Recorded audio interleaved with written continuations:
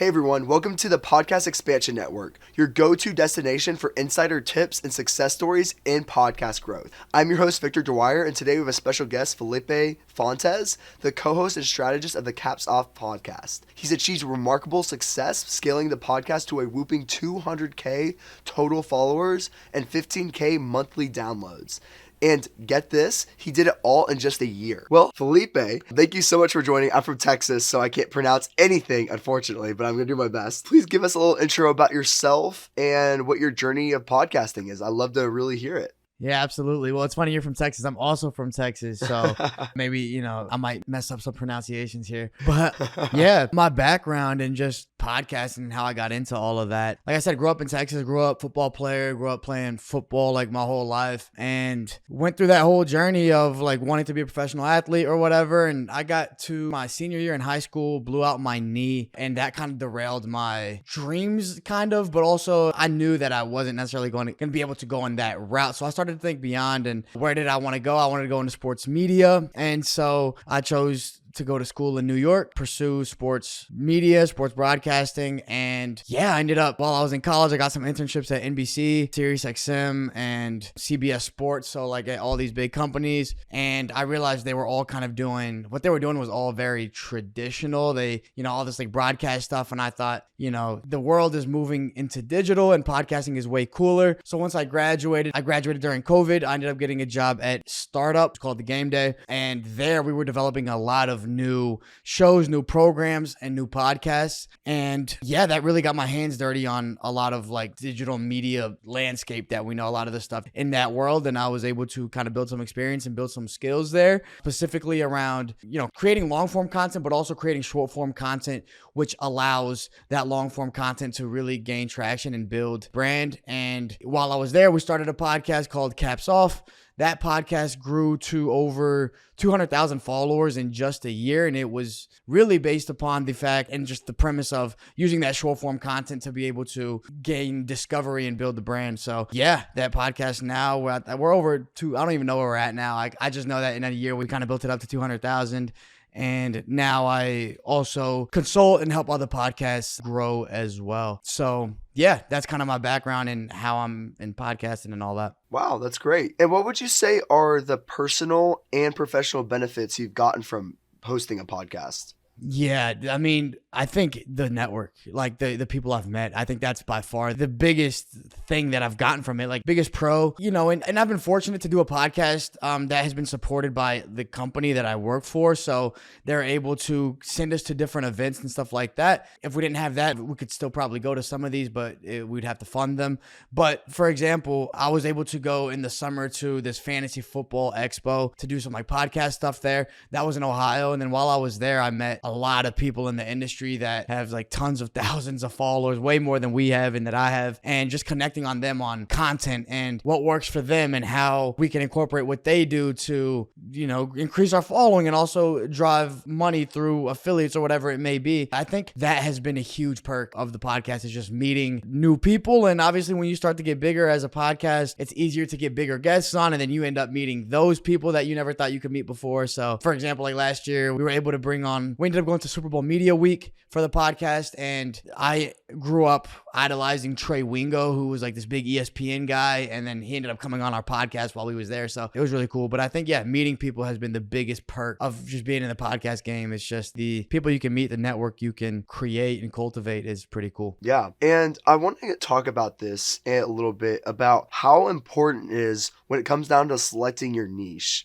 Because I feel like a lot of people like either go too broad or sometimes way too narrow. So how important is it when it comes down to selecting your niche when starting a podcast? Yeah, I mean, I think that's the most important thing you do. Like, just because it's step one. Like, if you mess up that, it's like messing up the foundation. You could go so hard and try your best, but you're not building upon a solid foundation.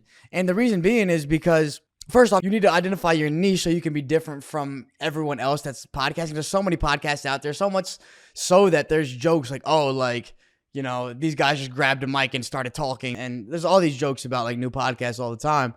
But if you can identify your unique lane you're essentially just giving someone a reason to listen to you. And that's my biggest thing. I think when I talk to people who want a podcast, you have to just figure out what makes you unique. And so not only do you have to find the niche that you want to be in, but you also have to figure out within that niche, how are you going to provide a different perspective and provide listeners of that niche that like that niche, how you're going to provide them with a unique perspective. Like, give them a reason to listen to you over someone else. And when you're starting, you're not going to have the following, the downloads, like the social proof that other podcasts have. If you sound just like someone else and you're providing the same value as someone else, they're just going to choose the ones that have more following. So especially when you're starting off, you need to identify your niche. What are you passionate about? What do you have more expertise in than other people? A lot of times that goes hand in hand, because if you're passionate about something, you're going to go further in and want to learn more about it. And then how can you, attack it from a unique perspective? Yeah, I love that. And when it comes down to actually picking your topic ideas, how do you pick your engaging podcast episode topics to make your content engaging enough from a content standpoint? Yeah, I love to reverse engineer everything. I think that's just, you almost can guarantee success by really planning before you even execute. And that's with anything in life, obviously. So it probably sounds like a broken record. A lot of elderly people probably have told you that in the past, or just people that are older than you since you were a kid. But it's true when it comes to podcasting as well. And I think that's the reason we were able to grow so quickly with our podcast, is that we knew that short form content is the way to get discovered nowadays. So if we're going to record a long form podcast, we need to be able to plan that podcast so that we have multiple moments in that long form that can go viral on social, or that at least can have some success on social. And if we can have success on social, then people are going to know that our podcast exists. Now they're going to go listen to our podcast and download the full thing, hopefully. And that's kind of the funnel we want to bring them to. But it all starts with planning the episodes and planning content and the ideas that we have in the segments. So we start with the segments that we want to talk about. So Caps Off, for example, the podcast that I've been talking about, it's an NFL podcast, and specifically, going back to kind of how you said, identifying your niche, it's a Gen Z NFL podcast, and the way we label ourselves is that we're the Gen Z NFL group chat.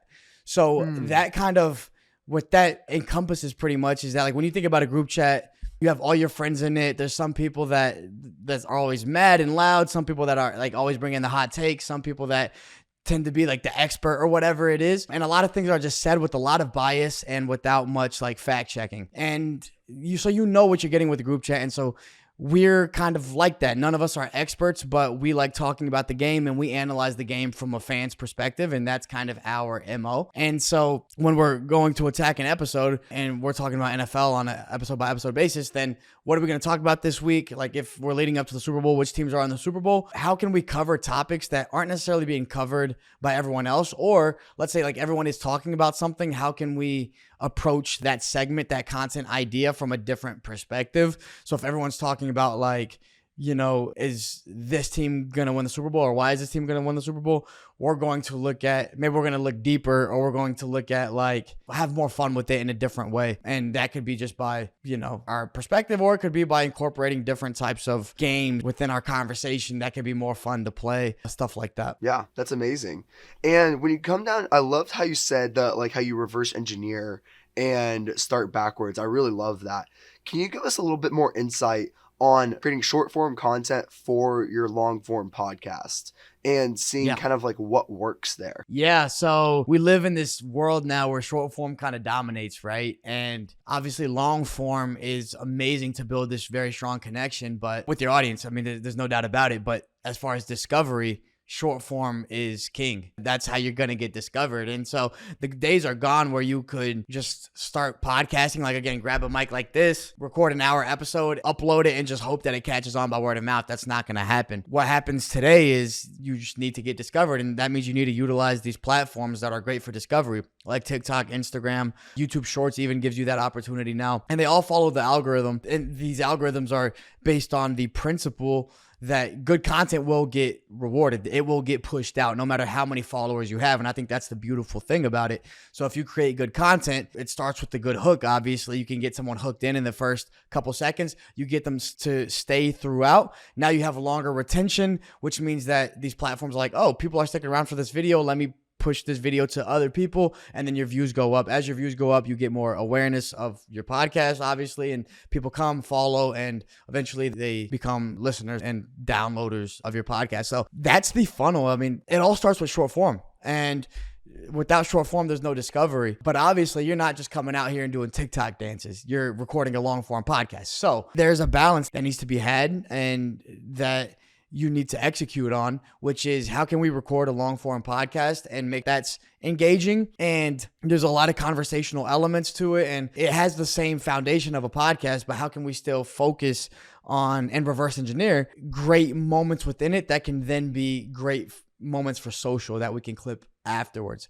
So that balance needs to be found, and that's something that we were able to do very well over time. And yeah, like at the end of the day, when you talk about getting moments from podcasts and putting them on short form platforms, you know, to grow your audience and to get promotion, you're really just looking for hooks throughout the podcast. Like you're going to try to find different hooks that you can use for short form clips. So if you can reverse engineer that and be like, yo, when we talk about this topic, what are going to be the hooks? You guarantee you're going to have hooks. You know where to look afterwards. It's a way easier job. If you have external editors that come in and edit your work, then they know where your hooks are going to be because you told them where your hooks are going to be. And it just becomes, the whole thing becomes a lot easier. But yeah, it all starts with short form content because that's how you're going to get discovered. Yeah, it sounds like you're really smart when it comes down to hooks. And is there any insights that you can share, hooks that have worked for you in the past? Like, is there a certain way maybe you say something on the podcast of like, these are the top 5 things of how to start a football team, like, or like something like I know that sounds crazy, but like, is there some new ways that you design your hooks when you say things on the podcast that actually help it create your short form content? Absolutely. There's definitely a focus there. I mean, that's a great question, and absolutely. So like in general, if you're just breaking down a podcast and you're looking for hooks, some natural hooks that you might find are going to be like questions,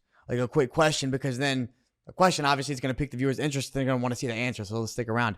Another one is just the delivery of a hot take, let's say, where it's like if I start out a video with like, this quarterback sucks, and people are going to be like, yo, like, let me stick around and see what else. You're always thinking about what is going to hook that viewer. I mean, it's called a hook, right? So what's going to hook that viewer in and keep them around for the rest. So a hot take, a question, delivering a thought, like an intro to a thought, which is, it could be as simple as like, let's talk about this. And then the viewer that's watching that is going to be like, oh, like they're going to talk about this. I kind of want to see what they're going to talk about.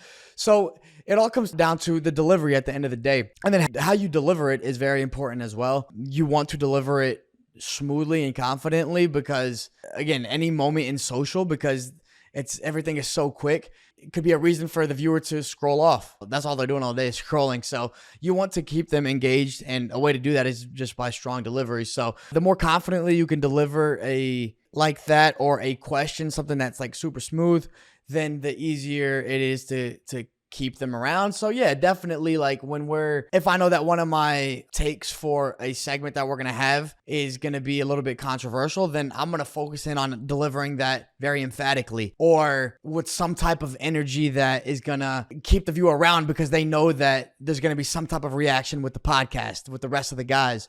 So yeah, the delivery absolutely matters. I kind of would break it down to, confidence, clarity in that delivery, and then any type of emphasis on it as well. Yeah, and I'm curious if you have any data of, you mentioned like all the amazing hook, like thought, controversial, question based. I'm curious if you have any data showing like when you like go out with maybe a very controversial statement of like, hey, this quarterback sucks, or is it like question based? I know that like changes based off the topic and things like that. Yeah. But are you seeing something that is like, oh, these hooks are one of the best? Yeah. You can really break it down as specific as you want to go. But I think just statements that are opinionated statements are probably going to be your best ones when it comes to just like that can drive people to want to see more. So what do I mean by opinionated statements? Like the example I gave, like this quarterback sucks. That's a statement and it's an opinion, but is delivered obviously emphatically and as if it were fact to this person, which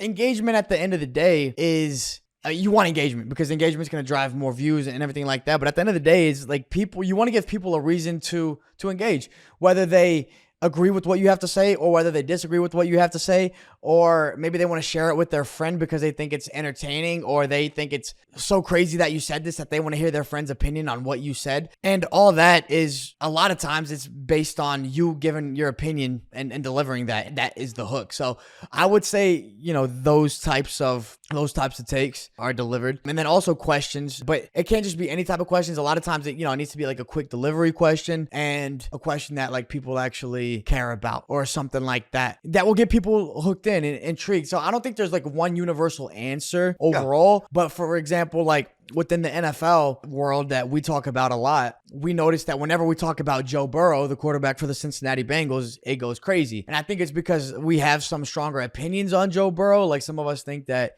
he's not as good as other people think. And so when we start off something like that, then if I say, Joe Burrow is very overrated and that's my hook, people are going to disagree immediately. People are going to think that's interesting immediately and they're going to want to hear why. So it also always helps to have something that's controversial in your hook or something that people can agree or disagree with. It doesn't always have to be controversial, but people might disagree with what you had to say. At the end of the day, that's why politics cause such a stir, is because everyone has an opinion on it. So if you can find something that people have an opinion on, that's always going to serve as a good hook for the most part, as long as you deliver it pretty confidently. Yeah, I love that. And do you do any prerequisite research to find the short form content that may perform better? So like the reason why I ask that is because we actually look at particular questions. We do like research on TikTok and saying like, okay, see, these are some of the questions that people are looking at in the posts that go viral. And then we structure our questions to our long form content. So we almost do a short form strategy first on like what works there. Yeah. And then that basically picks on how we design our long form content with our podcast. Yeah. And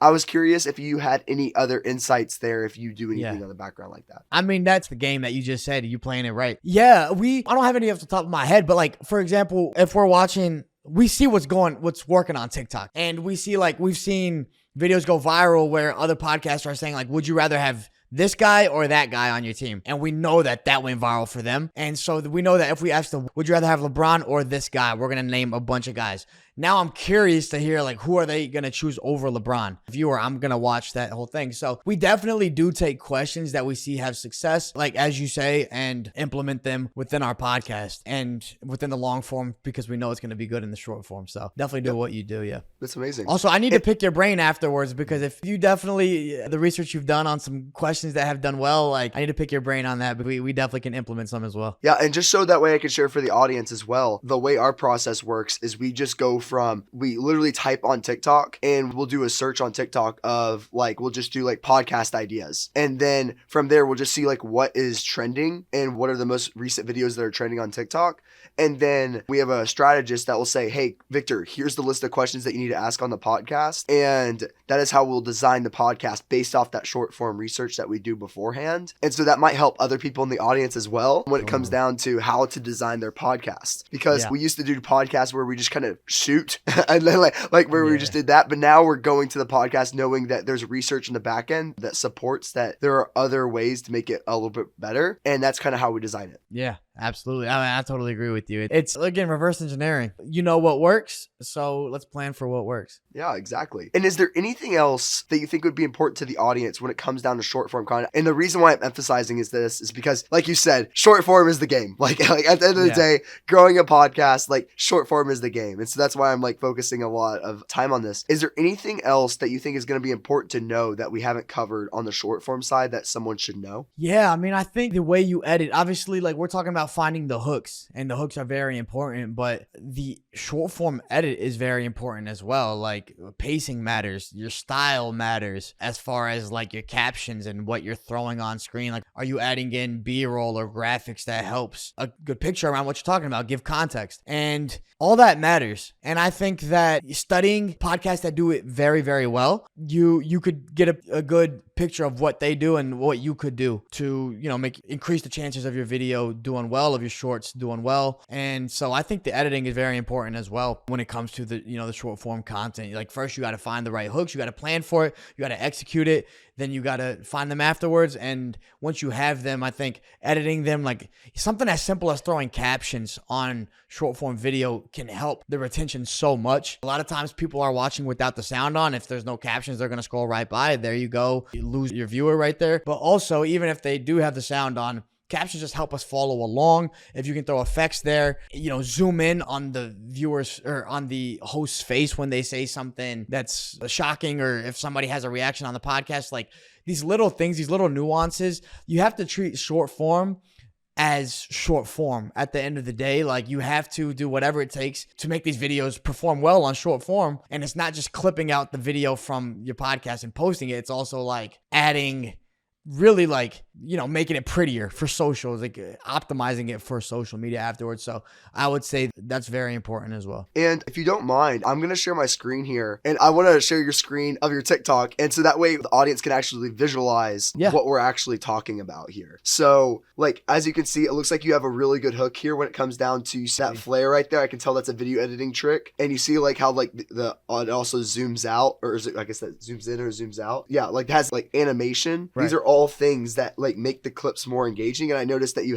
even cut to a black screen and go there. Then you're also putting more overlays on. These are all things that like really add to the overall thing. Is there anything else you want to mention on that? Looks like you have a lot of really good things in there. Yeah. I mean, I think the more you can add, I think there's the saying, right? And it's like science, it's math. It's not even a saying. It's just factual that you need to add a change of pace like every 3 seconds really to keep that viewer around. So just thinking about that, what can you do to make sure that viewer stays around, that they don't get bored? And unfortunately, Gen Z and most people that are on TikTok and stuff and just these short form platforms, they don't have a long attention span. Like they're not going to be hooked in for very long. So you have to keep hooking them in. It's not just the initial hook. It's the initial hook. Then it's the hook after a few seconds and after that. So however you can do that in many different ways, whether it's through graphics, whether it's through zooms, different types of screens, B-roll, stuff like that, it will help them just keep them around at the end of the day. So yeah, it's definitely something we focus on. Yeah. And is there anything else that you want to mention on the short form side related to, this could be about video editing or being about like how to say things a certain way of the long form to get it to the short form?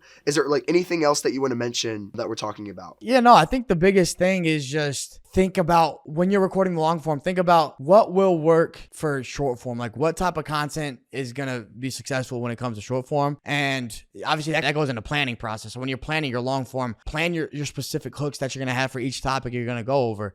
When you record, you're going to have those. And then afterwards, it's going to be, not only is it going to be easy to find and clip, but also you're going to have content that is more likely to do well on social as well. So I think, those are the biggest things, I think, is knowing what's going to lead to your podcast discovery. It's going to be short form. So how can you plan for the short form and not necessarily have to just rely that you're naturally going to stumble upon some good hooks? Nah, like plan those hooks and after the fact, cut them out and put them on social and optimize them as much as you can. And I'm really curious about your opinion on this, on the difference on when it comes down to the podcast, having the social media be the podcast name or have it be your personal name. And I feel like it's a very controversial thing. What is your opinion? My opinion is that you should have a specific page for your podcast on the different platforms. So for example, with the podcast that I'm on, Caps Off Podcast, we have that Caps Off Podcast on TikTok, Caps Off Podcast on Instagram, on YouTube. And then I think you should have your personal brands that are linked in the bio or like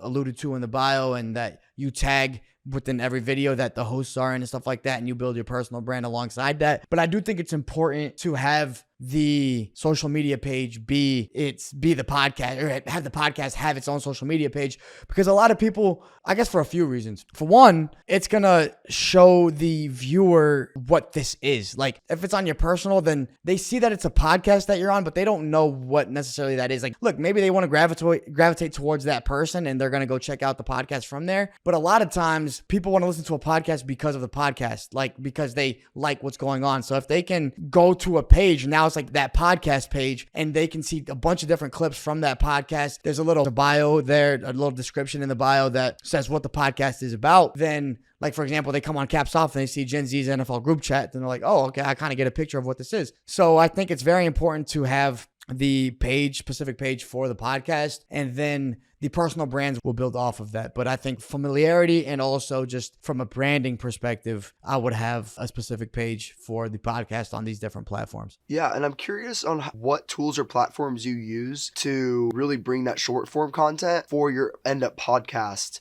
and any tools that you use there. When it comes to like editing and stuff?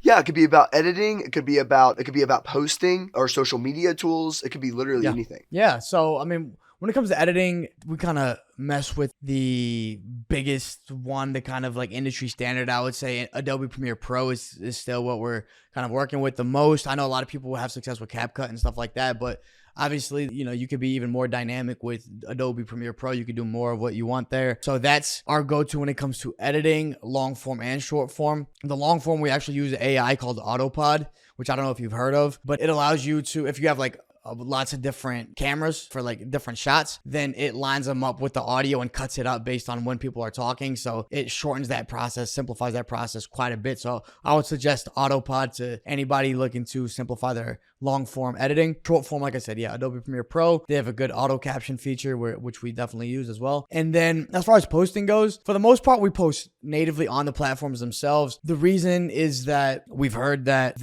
it just performs better when you publish on the platforms themselves, because the platforms know when you do and when you don't. They obviously want you to use it as a consumer. So there's a lot of tools out there that allow you to post from one specific place and post on many at the same time. And we've also utilized those, and we still do, but a lot of times when it comes to like TikTok or Instagram, we're posting from our phone, from the profile itself. But I will say that as time that I've been at the game day as the director of social, like we have a lot of accounts that we post to, and we use different platforms. We use one that's called Vista Social that allows us to post one video on many different platforms at the same time. We've also used Later in the past, later.com, which does the same thing. It also has a really cool link in bio feature, which allows you to link specific posts you have to different videos or websites, whatever you want to do. So I would say like those are the biggest tools. And then Canva also, like, I think is an amazing tool for anybody that wants to graphics or just kind of add some flair to anything they want to do, branding or anything like that. Canva is amazing and it's super cheap. If you pay for the pro, I think it's like $30 a month,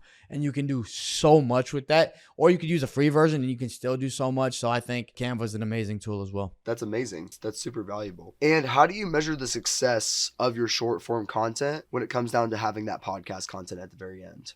Yeah, you look at the numbers, obviously, a lot of the times to see like what's successful and what's not. If you're in the beginning stages of your podcast, success is different than if you're 2 years down the line and everything is getting over 100,000 views. So I think it truly depends where you're at, but I think as long as you're improving and you're starting to notice what works and you start to double down on that, and then you start to see a trend that like, a trend in the right direction, and things that you think are going to do will start doing well and all that kind of stuff. I think that's how we kind of identify success for us. And that same with the long form. We want to see a trend upwards, and everything we're doing with the short form is so that the long form can grow in followers and grow in listeners as well. So we want our YouTube to grow. We want our audio podcast to get more and more downloads.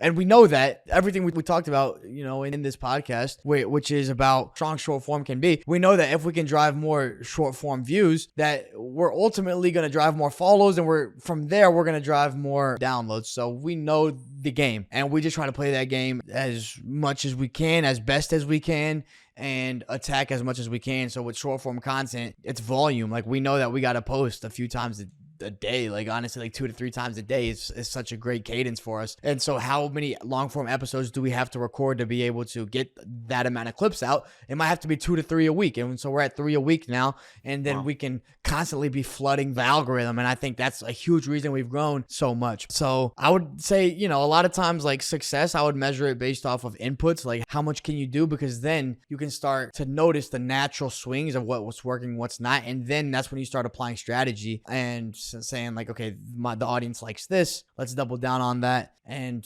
also, just as you said that you guys do, just like searching on TikTok and on Instagram, like these platforms that show you what's successful. Just start doing some of what they're doing and incorporating it yourself. Yeah, and I think like I said before, I think like the biggest takeaway is really just like analyzing other people, your particular niche, and seeing like what's working for them. And I think that'll just go a long way. Do you have any favorite examples that you use of people that are just doing it really well from the podcast long form to short form strategy? Do you look at anyone and say, wow, like that is a really good person that you emulate, or anything else like that? Yeah, absolutely.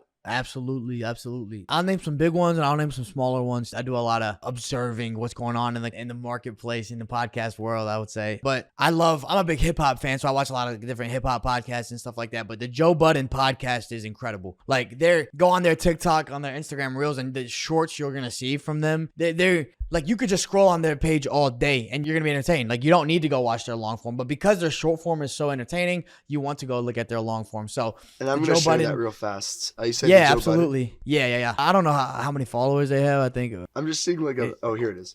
So you can see like natural hooks right in the beginning. The content matter is amazing. The cover text that they have on their thumbnails and stuff like that give you a perspective of what you're going to watch. It's really, really good. Obviously, like the quality of the video is great. I think that's important as well. But their subject matter is another thing that's really, really good. So they have that formula down pat. Absolutely. Yeah. Cool. I would say that, so that's a big one. A lot of podcasts just do such a good job. The first podcast that I ever realized was just killing the short form game was Call Her Daddy. Like that's it used to be a Barstool podcast that left, and Call Her Daddy. So Call Her Daddy. Oh, I was I was like, I don't think he said that right, but okay, yeah. I was just making sure. Yeah. So if you go there, so they got like 3 million followers, but they just do a great job of just finding the right hooks and making clips that like people want to see and people want to click on. Like, for example, that one you're hovering over, like internet drama, like it's just clickable. Like you kind of want to see it. She starts it with, oh my God. Like, it's that type of stuff that if you're a viewer, you kind of just want to stick around and see like, what is she overreacting? Like, what is she shocked about? They do a great job of just like presenting that. A smaller one, which I guess for some people it won't be that small, but they're relatively small. I would look up like Pick a Side podcast. So pick a side. Pick a side.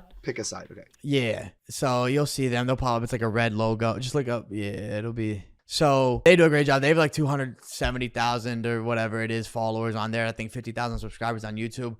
But they're the best ones with the hooks that I've seen. Like, we actually copied them in a lot of ways when it came to like finding, like, how are we going to create a long form podcast that has great hooks? And they do a great job of doing it. There are a lot of areas they can still improve on, like quality of video, the style within their edits and stuff like that. But obviously they've built a 270,000 followers like that. But our podcast on TikTok, and that goes to show podcasts can improve. But yeah, they've done a great job with their short form strategy, I would say. And they're definitely somebody that we mirrored. So, man, there's a lot of them out there that just do a really good job. But, chances are you'll come across when you're scrolling on TikTok and just take a look at what they're doing and try to do it yourself. And I have a quick question. You said that you record 3 podcast episodes every single week to get enough short form content to post once or twice a day, or 2 or 3 times a day. And I was just thinking, like, usually out of one podcast, we usually get about like 15 clips or so. So, like, are you getting like 45 clips, or are you getting less than that per week? Because it seems like that's a lot. So I was just curious about that. Yeah, I don't know if that makes sense based off of getting like 15 clips an episode. I don't think we get all that though. I think we get around probably like 5 to 8 or something like that. So then maybe like 8, closer to 8 or something like that. So then by the time, if you get 3 episodes out of that, then we're at around like 20 clips a week or something, give or take, right? And so that kind of, you're in between that 2 to 3 per week range.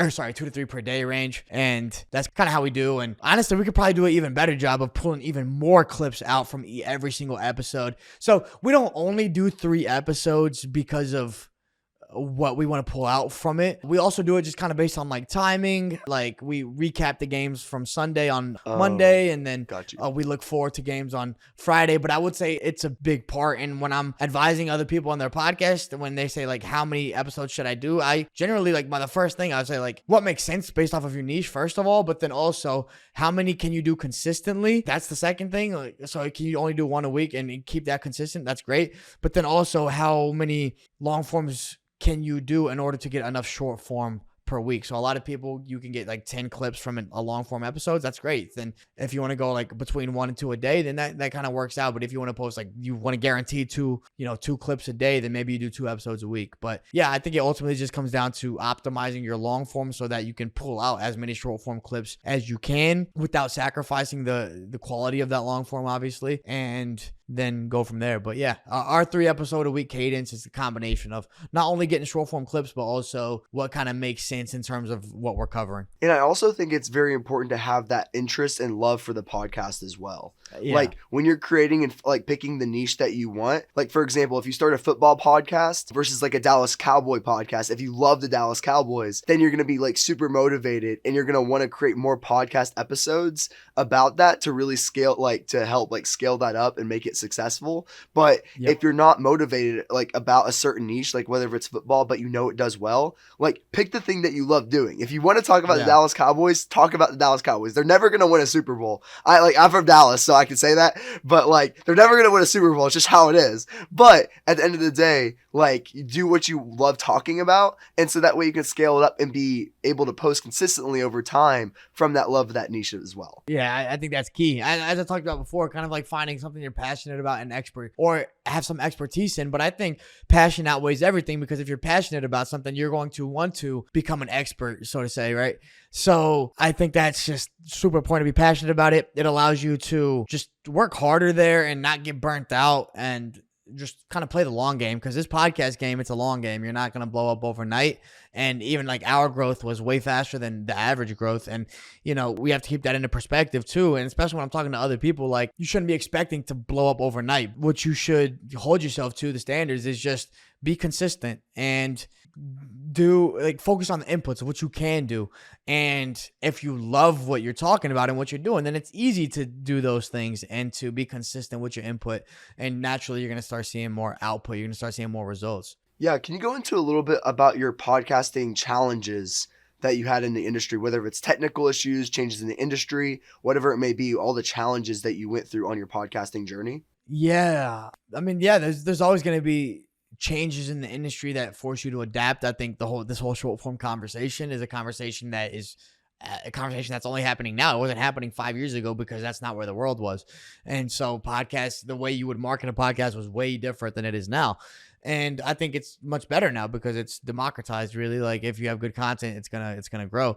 But I would say some different challenges are one that we spoke about, which is like, we know that short form content is king, but you're still creating a long form podcast. So you can't just create an hour-long TikTok. Like that's not gonna, if people come and try to check out your long-form podcast, like they're gonna be like, dude, it's so choppy, it's not natural, you guys aren't having like real conversations, you're just trying to make TikToks. So finding that balance, that's a challenge. That's a new challenge today, where it's like, we know that we want to get discovered through short-form content, but we still want to create an engaging long-form piece, a long-form show. Then that's a challenge in itself. And you're able to do that as you get more comfortable and get better. Other challenges are naturally like, you want to bring guests on, and it could be tough to get guests when you're first starting out. So, I always recommend no guest is too small, really, when they're around your kind of range of followers and stuff like that. Anytime you can get in front of new audiences, that's huge, because they could like what you're doing and what you're bringing, and then that's a new audience. So if you have 5 listeners, like 10, I mean, that's a huge difference. Even though it might not seem like it, because 10 could turn into 20 right next week. So I would say that. Other challenges, I mean, you mentioned tech, but it's not easy to record a podcast and go through the whole thing. So, whether it's like getting the right setup with the microphone and the camera, like what looks great, the right area, the right environment, I always kind of suggest to go minimal. The less crowded your space is and whatever, probably better off you're going to be. But like that tech stuff can be difficult. It can also be expensive, but there's also cheaper ways to go about it where you can actually do good and be serviceable. Like the actual editing and the actual like production, it's difficult. Like editing a podcast isn't easy. A long form podcast, you're going through it and it's an hour and 30 minutes. Let's say you record a podcast that's that long, then you have to sit through and go through that. And I think that's where like finding right tools like the AI one I mentioned earlier, Autopod, really comes in and helps, especially when you have, the more complex you make it, the harder it's going to be. So like multiple cameras and stuff. There's lots of different tools now that like Descript, for example, that will take out like a bunch of gaps within your podcast if you have them. Yeah, the technical aspect of just editing and producing is hard, and even just creating the content, speaking, you get better the more you do, but it's not easy when you first start off, and it's still not easy. Like if we're talking about just sitting down and recording for an hour and a half, like you get tired, and I say an hour and a half, obviously it could change, even 45 minutes, 30 minutes, it's tiring. It's difficult to a lot of times to send that message of what you want to send if you have a point you want to make, and if you're in an argument, which naturally happens in our podcast, then how are you going to maintain that thought that you have and listen to what other people are saying and still bring in your points and all that kind of stuff? So lots of challenges with the production, with the editing, with the creation of the content, with the kind of everything. But I think that, consistency is what makes you better. It's what's going to make you improve on that in every single area. And that's why I say focus on the inputs, and the outputs will naturally become better and better. You always have to realize that your first podcast is going to suck. Like Yeah, at the end of the day, that's just like how it's going to be. It's going to suck. It's going to be bad. You're going to mess up. You're going to do a lot of things. But like, in my opinion, it's important to just post it, just so that way you can get over the fear of rejection, the fear of people commenting that it's bad. And then once you get over it, you're like, wow, I posted something bad and I didn't die.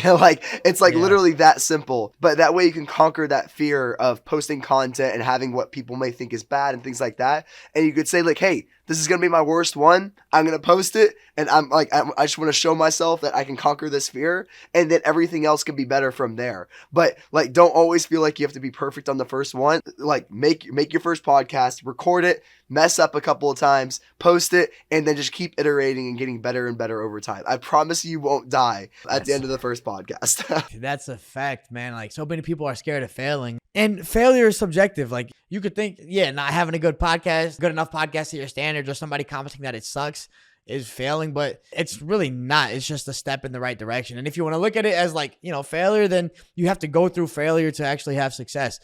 Your podcast is always going to suck at the beginning. Whatever you do is going to suck at the beginning. Like the first time you try to ride a bike, you fell, right? Like you only get better as you do things.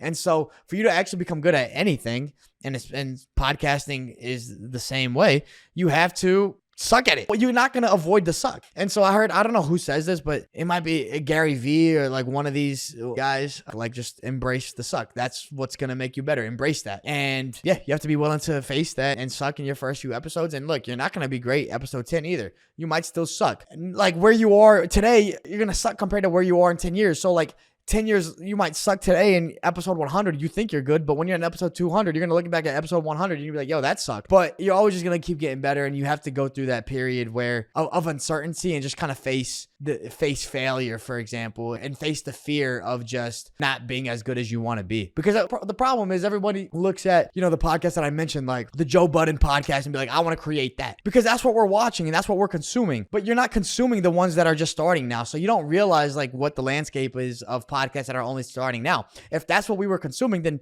you actually wouldn't be scared to start, because you would see that everybody's starting at the same level as you are. But we're consuming amazing content. It's like watching Avatar and then being like, I want to do film, and expecting to create Avatar in your first movie. That's not going to happen. So yeah, man, I think you said it very, very well. You have to just be comfortable with sucking at first and just get better as you go. Yeah.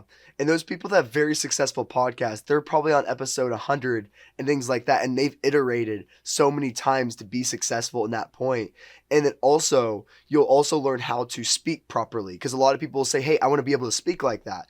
But when you start a podcast, you learn to articulate information, because when it's in your head, it's like this big jumbled mess of spaghetti. Like it's like, like this thing that doesn't make sense. But as you learn to like have a podcast, you learn how to articulate information correctly to be able to communicate it in a way that makes sense to other people. And that's one thing that really gets across. Like you become such more effective communicator by taking this jumbled mess of spaghetti in your head and being able to use it into words to communicate it correctly.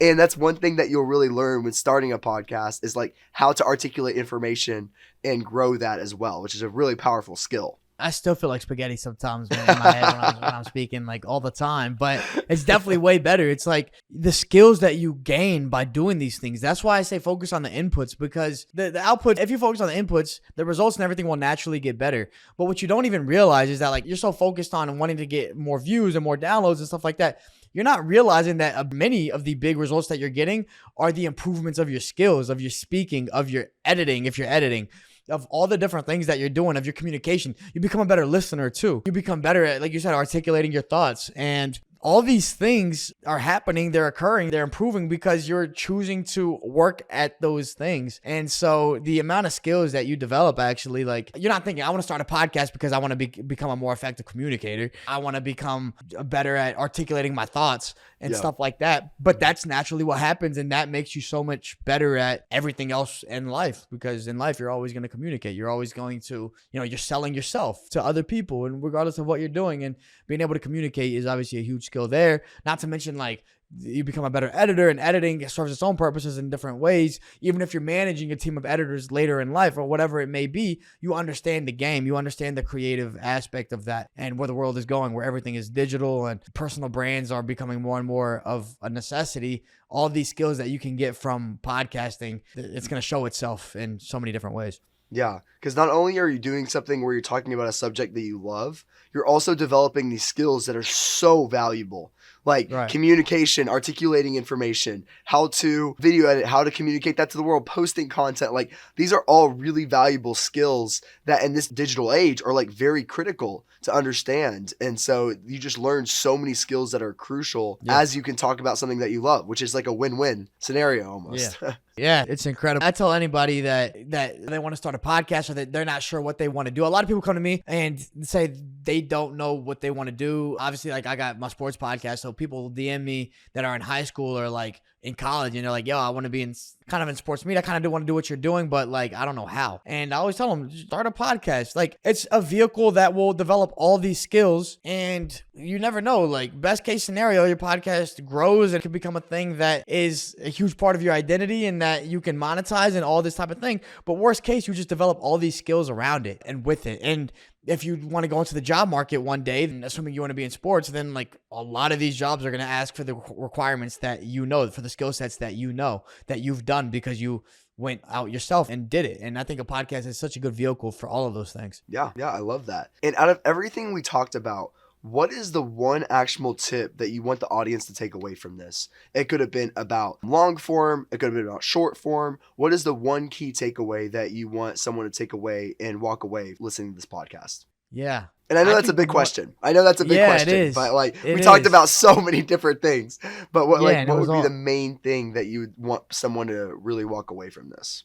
Absolutely. First off, take away everything from this. All right. No, I think. The main... Just listen to the whole thing again. That's all. Listen to the whole thing. Yeah. No. Okay. The main takeaway, I would say, it starts with being unique. Like, find out how you can be different. And if you're interested in podcasting and you're listening to this, then podcasting is of interest to you. And so find out what's your passion, what are your unique opinions and perspectives with that passion, and how can you communicate that? And look, at the end of the day, there's billions of people in this world.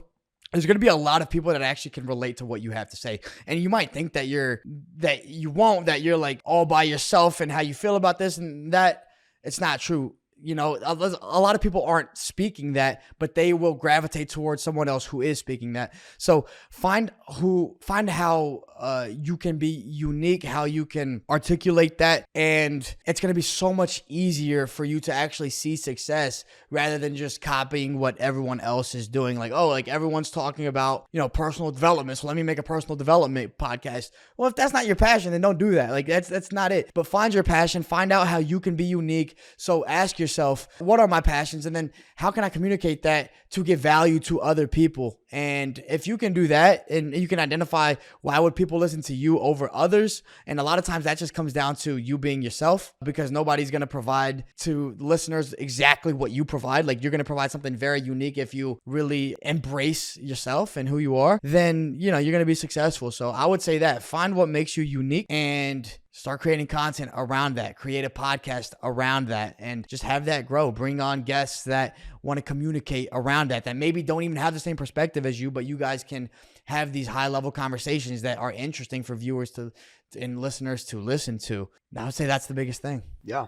Yeah, that's amazing. Well, I'll tell you one thing. We're going to be able to get a lot of short clips out of everything. You've been spending so much value. So we'll for sure be able to get a million short clips, and we will be utilizing the strategies that you talked about in this podcast itself. So that's super valuable. And unfortunately, that's all we have time for today. Please tell the audience how to find you, more about your podcast, and just like all that information. Yeah, so you can find me everywhere, literally every platform at the Felipe Fontes. So that's TheFelipeFontes,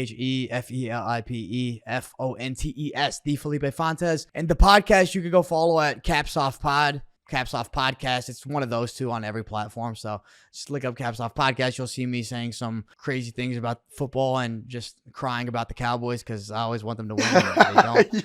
So yeah, you'll find me on those. And yeah, pretty much, man, like I'm on those platforms always trying to give helpful advice to those who want to get into the podcast game.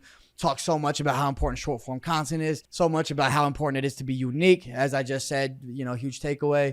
So you can find me on those, and feel free to reach out to me at any moment if in particular, want help in any direction. I'm actually working on some free online course that I just kind of want to give to people on how to build a podcast based off of how we were able to do ours. So that's going to be coming out soon. And yeah, find me on those platforms and you're going to be able to follow what I'm working on. So, okay, awesome. Felipe, thank you so much for joining today. And thank you everyone for listening in and tuning in. This is the Podcast Expansion Network, and we'll catch you next time. Thanks, guys.